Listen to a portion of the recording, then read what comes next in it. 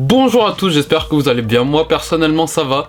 Je vous souhaite une excellente année, plein de bonheur, de réussite, une bonne santé. Je tiens vraiment à vous remercier pour l'année 2017 qui a été... Waouh, fin juillet, début août, à partir de là, ça a vraiment changé, il y a l'avant et il y a l'après. Là, vraiment, ce que vous m'avez apporté sur YouTube, c'est vraiment quelque chose de phénoménal. Je tiens vraiment à vous en remercier. On est actuellement, attendez, je vais checker en direct, voir combien on est sur YouTube. 191. Nous sommes actuellement 191. Alors, je tiens vraiment à vous en remercier. C'est quelque chose de... Les 191 personnes, je sais que tout le monde n'a pas mis un commentaire ou quoi que ce soit, tout le monde ne regarde pas toutes les vidéos, mais à toutes ces 191 personnes, celles qui sont dans l'ombre et qu'on ne voit jamais, je tiens vraiment à vous remercier. Alors là, des fois je regarde ici, des fois je regarde ici, c'est que pour une fois j'essaye de filmer avec 2 caméras, on verra bien. Mais vraiment, les 191 personnes qui sont abonnées à ma chaîne, je vous remercie du fond du cœur, et à toutes les autres personnes qui regardent aussi les vidéos qui ne sont pas abonnées, ce n'est pas une obligation. Merci, merci, merci, encore une fois. C'était le petit mot avant de commencer la vidéo. Autre chose aussi super importante avant de commencer, comme vous le savez certainement, j'adore le dessin. Donc ce que je vais faire aujourd'hui, c'est la première fois que je le fais et je sais pas si ça arrivera d'autres fois, mais je vais vous présenter la chaîne YouTube d'un pote à moi qui s'est lancé et qui fait ce qu'on appelle du speed drawing. Donc c'est-à-dire se filmer ou enregistrer son écran pendant qu'on est en train de dessiner et après le poster en version accélérée, comme ça après en fait vous voyez toutes les étapes de construction du dessin, tout le cheminement, mais de manière rapide. Ça dure quoi? Ça dure 10 minutes au lieu de durer 4-5 heures, vous voyez. Pendant que je vous présente un petit peu ce qu'il fait, je vous mets ici des petits extraits voilà, de ces vidéos. C'est vraiment sympa, vous allez voir. Et donc la chaîne YouTube s'appelle Dus The Gobelin. Je vous mettrai tous les liens dans la description, à savoir sa chaîne YouTube, sa page Facebook et son site internet. Puisqu'il a également un site internet, car il est graphiste professionnel. Donc si jamais vous avez besoin de le contacter pour tout ce qui est opération commerciale ou publicitaire, n'hésitez pas. Je vous invite à aller voir. Et si vous aussi vous aimez, je vous demande de vous abonner à sa chaîne et de lui mettre un maximum de pouces bleus. Voilà, plein de petits pouces bleus partout. Si vous partez tout de suite voir les vidéos qu'il est en train de faire, s'il vous plaît, revenez voir la mienne après. Je sais que ce qu'il fait c'est intéressant, mais par pitié, revenez voir la mienne. Je vous ai enfin dit tout ce que j'avais à vous dire avant de commencer la vidéo. Cette fois, c'est parti. Donc aujourd'hui, on va parler du manga Pluto. Comme vous pouvez le voir ici, là, voilà, comme ça. C'est magnifique, on dirait Miss Météo un petit peu. Pluto, c'est un manga écrit par Naoki Urasawa, qui est co-scénarisé par Takashi Nagasaki. Pluto, c'est sorti au Japon en 2004. C'est arrivé en France en 2011. C'est édité chez Kana et ça fait 8 tomes. C'est un manga seinen, comme vous aurez pu remarquer, avec les couvertures plutôt sombres, je dirais, hein. On n'est pas dans le astro que vous avez l'habitude de voir, mais ça on en reparlera après. Après, en sous-genre, c'est plutôt de la science-fiction, polar, beaucoup de suspense également, et c'est ce qu'on appelle aussi une uchronie. Donc pour ceux qui ne savent pas, uchronie, fermez les yeux. Voilà, fermez les yeux. Imaginez-vous votre œuvre préférée. Faites comme moi, fermez les yeux. Imaginez votre manga préféré, votre œuvre préférée, ce que vous voulez. Et dites-vous que vous avez la chance de reprendre cette histoire et de la faire à votre sauce. Je vais ouvrir les yeux parce que ça va paraître, je vais paraître super con sinon, voilà, c'est déjà fait. Plus sérieusement, donc, une uchronie, c'est quoi? C'est, on prend la base d'une histoire qui peut être réel ou pas, et on invente, enfin pas on invente, mais on réécrit la suite. Dans le genre uchronie, je veux pas dire d'erreur. Il me semble que ce que je veux dire, c'est pas faux, voilà. Mais par exemple, dans le style des uchronies, on a tout ce qui est steampunk. Le genre steampunk, c'est l'époque des vapeurs, refaite, enfin la suite est refaite différemment, quoi. La base, c'est l'époque des vapeurs, tout ça, donc début 20e siècle, fin 19e, je dirais, à peu près, revisité après dans le futur. Mais je peux me tromper. Pour ce qui est de l'histoire de Pluto, c'est l'adaptation d'un chapitre de Astro Boy qui s'appelle Le robot le plus fort du monde. On y suit bien évidemment les aventures de Astro, mais plus précisément les aventures de Gesicht, donc qui est un autre super robot qui fait partie des 7 robots les plus puissants du monde et qui va mener l'enquête. Alors mener l'enquête sur quoi, vous allez me dire? Il se trouve qu'il y a une affaire assez cocasse, en effet, puisque Mont Blanc, l'un des 7 robots les plus puissants du monde, comme les Gesicht, comme les Astro, s'est fait assassiner. Donc c'est quand même quelque chose d'assez dramatique, puisqu'en plus Mont Blanc c'était vraiment le robot aimé de tous, c'était le protecteur de la forêt en Suisse, enfin c'était vraiment le robot que tout le monde aimait, donc ça a été vraiment un deuil international d'apprendre le décès de Montblanc. Et Gesicht va enquêter puisque pour lui, voilà, c'était un assassinat, clairement un assassinat, c'était pas un accident ou quoi que ce soit. Et ce qui va le mettre sur la piste, c'est le fait qu'à côté de la tête de Montblanc, on y retrouve 2 cornes. Il va s'en suivre toute une série de meurtres, d'assassinats, où on va retrouver ces 2 cornes également. Et au fur et à mesure que l'enquête avance, il y a en même temps une vieille mémoire qui refait surface, de plus en plus, qui se trouve de plus en plus présente, et qui va hanter Gesicht. Donc vraiment, on va y voir au fur et à mesure qu'il mène l'enquête, l'évolution de ces cauchemars qui empirent, enfin de toutes ces inquiétudes, ce qui fait que c'est vraiment quelque chose de super stressant, on va dire. L'ambiance générale du manga est vraiment très sombre, sans parler de l'aspect graphique, mais l'aspect scénaristique du manga, c'est vraiment quelque chose de dark, vraiment dark. On y retrouve bien évidemment les personnages cultes de la série Astro Boy, à savoir Astro, à savoir Uran, à savoir Professeur Tenma, à savoir Professeur Ochanomizu, l'oncle Moustache. Il y a vraiment énormément de monde de présent. Il y a bien sûr les 7 robots, Montblanc, Astro, Gesicht, Epsilon, Brando, North 2 comme vous voulez, et punaise, comment il s'appelle? Et lui, je vais vous le montrer mais je me souviens plus. Voilà, et lui, c'est le dernier, mais attendez. Sauf que je ne me souviens absolument plus de son nom. Bref. On va pas y passer 100 ans, c'est pas grave. Avec cette histoire de Pluto, on a un excellent polar, un manga avec énormément de suspense. C'est très très bien tourné de la part de Naoki Urasawa, vraiment il a fait un excellent travail. C'est une adaptation qui est pour ma part réussie. À la base, c'est vrai que j'ai pas lu les Astro, je les ai ni vus ni lus. Tout ce que j'ai vu, c'est des photos, comme tout le monde a déjà vu au moins une fois une photo d'Astro Boy. J'avais discuté un petit peu du manga déjà avec d'autres personnes, et on m'avait dit que la fin était pas terrible. Alors très franchement, ça m'a pas choqué. Alors peut-être que les personnes qui trouvent que la fin est pas terrible, je porte absolument pas de jugement, tout le monde a le droit d'avoir son avis, bien évidemment. Mais pour ma part, c'est peut-être juste que le manga est tellement bien que la fin étant peut-être juste bien, apparaît moins bonne que l'histoire. Et je pense que c'est une vérité. La fin est peut-être pas à la hauteur du manga, enfin du reste du manga. Pour ma part, la fin de l'histoire ne m'a pas empêché d'apprécier l'œuvre entière à sa juste valeur. C'est vraiment quelque chose qui...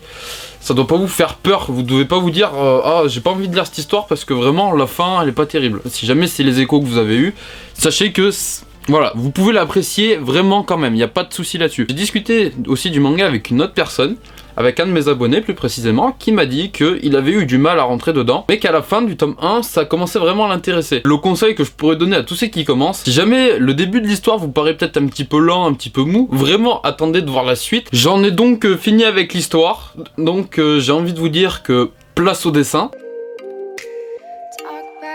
Comme pour Atom, le dessin est vraiment bon lorsqu'il s'agit des robots. Par contre, à l'inverse d'Atom, là, vraiment, puisqu'il n'y a quand même pas photo. Pour ce qui est de tout le reste, c'est... Wow, il y a Atom pour ce qui est du reste, et il y a Pluto. Il y a une alchimie qui se passe entre l'histoire et le dessin.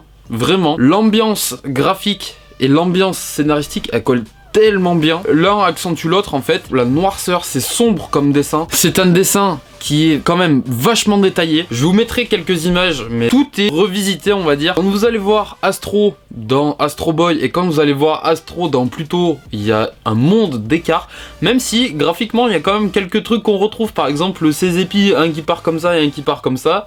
Ça y est toujours. Donc on reconnaît quand même que c'est Astro. Mais il y a d'autres personnages, je suis désolé, mais Professeur Tenma, il paraît tellement sombre dans Pluto. On peut pas dire que ce personnage-là peut être gentil. C'est pas possible. Quand vous le voyez, c'est le mec, c'est le diable. Il est machiavélique, c'est le méchant par excellence. Mais Urasawa parvient tellement bien à nous transmettre ses émotions que malgré le fait que Tenma paraisse sombre au possible, quand Urasawa décide de faire de Professeur Tenma quelqu'un de triste, vous lisez vraiment la tristesse sur son visage. Et ça vous rend presque triste en fait. Ça le rend humain, parce qu'il est humain, de toute façon, Professeur Tenma. Mais vous vous dites, même les méchants, même ce qui paraît sombre, ça peut être triste et attendrissant. Et c'est vraiment, moi personnellement, ça m'a beaucoup touché. Le passage où on voit vraiment Tenma triste m'a vraiment beaucoup ému. Les robots, ils ont plus rien à voir, parce que j'ai regardé un petit peu comment étaient les... Enfin, j'ai vu une image qui comparait tout ce qui était fait dans Astro à la base et dans Pluto. Donc on voit la différence entre Astro et Pluto. Enfin, Astro avant et Astro après, Pluto avant, Pluto après, les 7 robots avant, après, et Professeur Tenma et Professeur Ochanomizu. Vraiment, la différence, elle est flagrante, hein, on peut pas se tromper, mais ils sont toujours reconnaissables. Je pense que si on vous met une photo de qui est qui, vous le retrouvez facilement. Mais alors, Gesicht, la différence est vraiment incroyable. C'est... Gesicht, il paraît vraiment sombre, regardez-le là, vous le voyez peut-être pas bien. Je vais faire un petit zoom avec la caméra, regardez bien. Est-ce qu'il paraît gentil lui? Non, je suis pas sûr. Ce qui fait que graphiquement le manga est super réussi, c'est aussi le fait que rien n'est laissé au hasard. Les personnages principaux sont très travaillés et sont très réussis. On sent vraiment que Urasawa les dessine, mais vraiment comme si c'était les siens, comme si c'était les personnages qu'il avait créés et pas une adaptation d'un manga qui existe déjà. Le dessin des personnages principaux, le character design est vraiment très réussi, mais les personnages secondaires sont aussi travaillés, sont pas laissés au hasard. Et les arrière-plans, pardon. C'est encore là où il y a une grosse différence avec Atom, c'est que dans Atom, les arrière-plans, soit ils étaient inexistants, soit c'était des petits trucs faits à la va-vite. Là, dans Pluto, pas de question d'un arrière-plan négligé. Si Urasawa ne fait pas d'arrière-plan, c'est pas fait au hasard. Par exemple, à un moment donné, à la fin du tome 1, quand on découvre Astro, regardez, je vais vous montrer, il n'y a pas d'arrière-plan ou très peu. Enfin... Il y a le premier plan avec Astro, il y a un deuxième plan avec le sol, et après c'est tout blanc. Mais ça fait pas vide, c'est juste que, regardez la force de cette page, je vais vous montrer. Je sais pas, je trouve que cette page est vraiment dingue. On sent que c'est Astro le point central de l'image. Les choix faits par Urasawa sont souvent très judicieux et très justes. Après, pour ce qui est de la mise en scène des images, c'est toujours aussi très réussi. Vraiment, on est très près de ce qui peut se faire au cinéma. Chaque case, en fait, limite, si on devait adapter la série en film, on aurait juste à prendre les images et mettre les acteurs dans la même position que ce qui se passait et les faire parler, dire les mêmes textes. Et voilà, le découpage est très bien fait. Les mises en scène des bulles, de tout ce qu'il y a dans le manga, c'est très bien fait. Mais comment dire, il y a quelques cases par-ci par-là, mais vraiment très peu. Notamment surtout quand il y a Epsilon dedans. Alors je sais pas, peut-être qu'il avait la flemme de dessiner Epsilon, Urasawa. Mais il arrive de voir des cases qui sont un petit peu bizarres. Genre les proportions d'Epsilon sont parfois vraiment douteuses. Mais ça arrive tellement peu de fois, genre c'est dans peut-être 2-3 cases dans le manga que... on n'en tient pas compte, en fait on peut pas en tenir rigueur à Urasawa pour ça, le reste est tellement d'une qualité phénoménale. Et puis bon, lui, à la différence d'Astro, de Gesicht, de tout ça, c'est pas un robot quoi, il est humain, donc il a le droit de faire des boulettes, ça arrive. Le reste est tellement haut en termes de niveau que...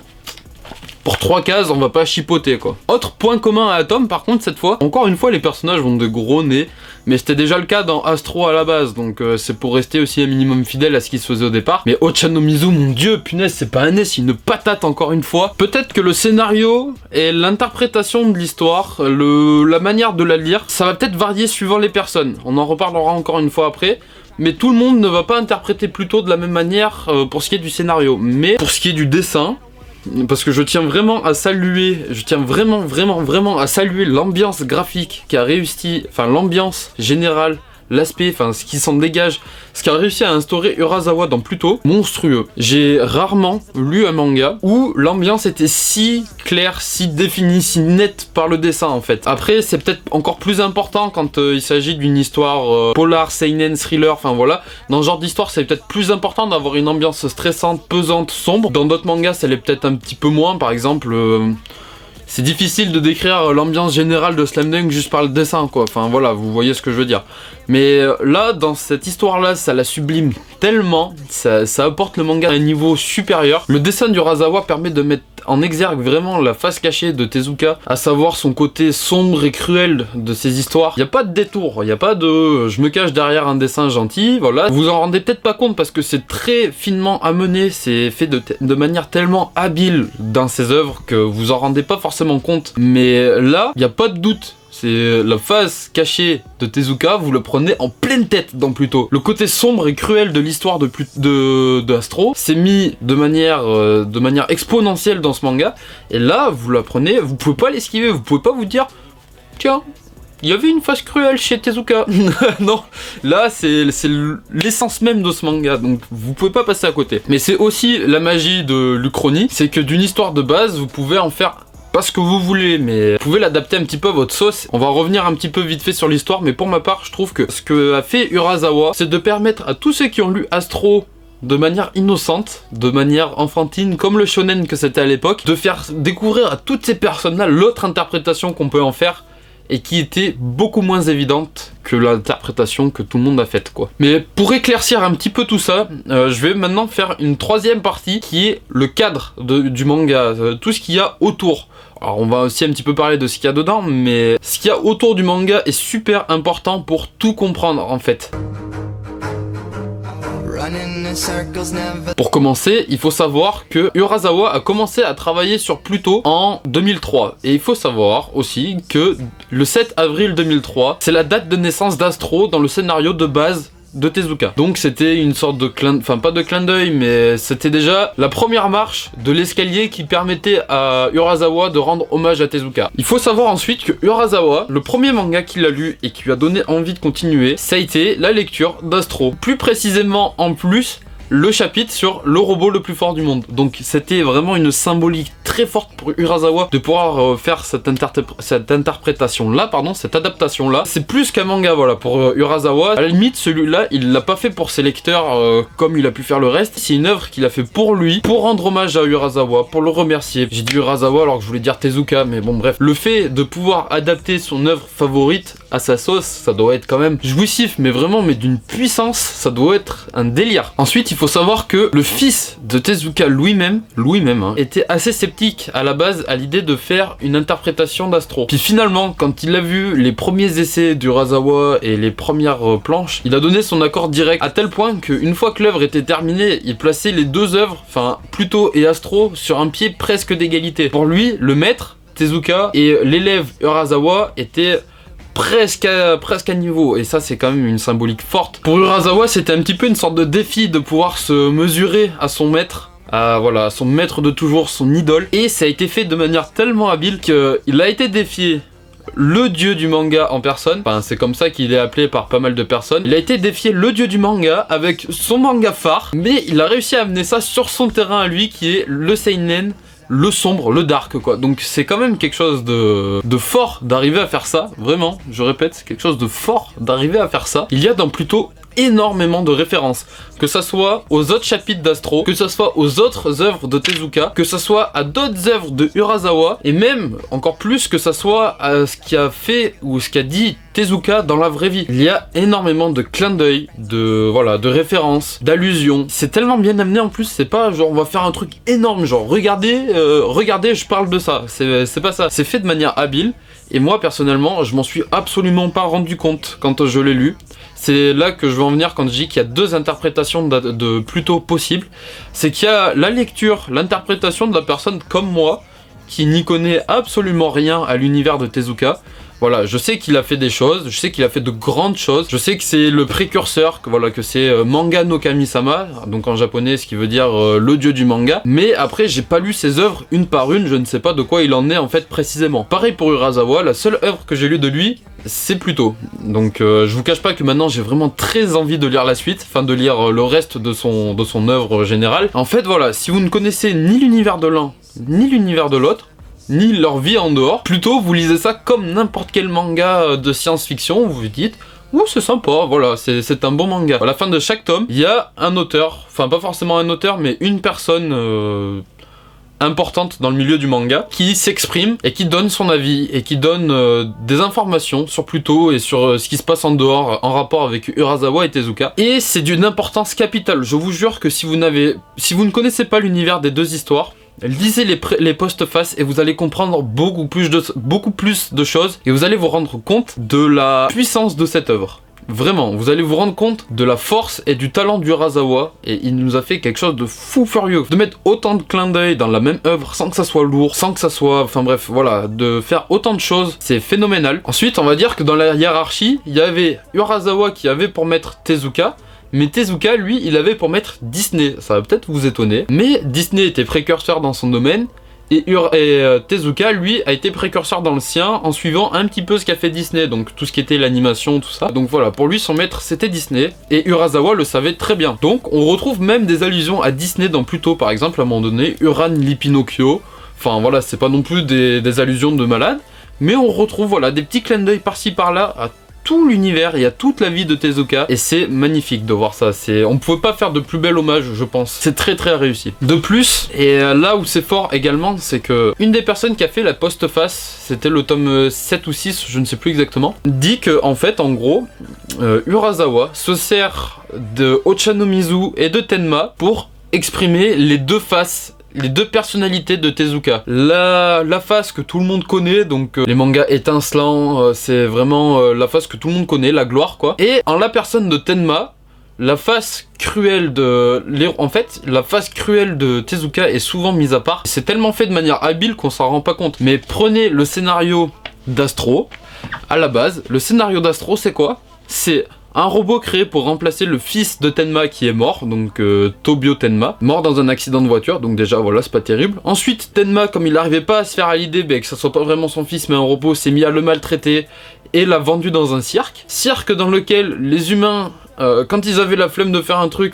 ils forçaient Astro à travailler quand ils en avaient pas envie. Astro a été discriminé en tant que robot, il y a énormément de points sombres qu'on le retrouve dans Astro Boy. Et qui sont, voilà, ça passe un petit peu à la trappe quoi. On a l'impression que c'est juste un manga pour enfants, mais c'est tellement bien amené, une fois de plus, je vous le répète, c'est tellement bien fait de la part de Tezuka qu'on s'en rend pas compte. Mais là, vous pouvez pas ne pas vous en rendre compte, c'est que vous êtes aveugle si vous ne vous en rendez pas compte. Alors, on pourrait se dire que c'est la patte Urasawa qui fait ça, que c'est Urasawa qui a envie de donner un aspect cruel au manga.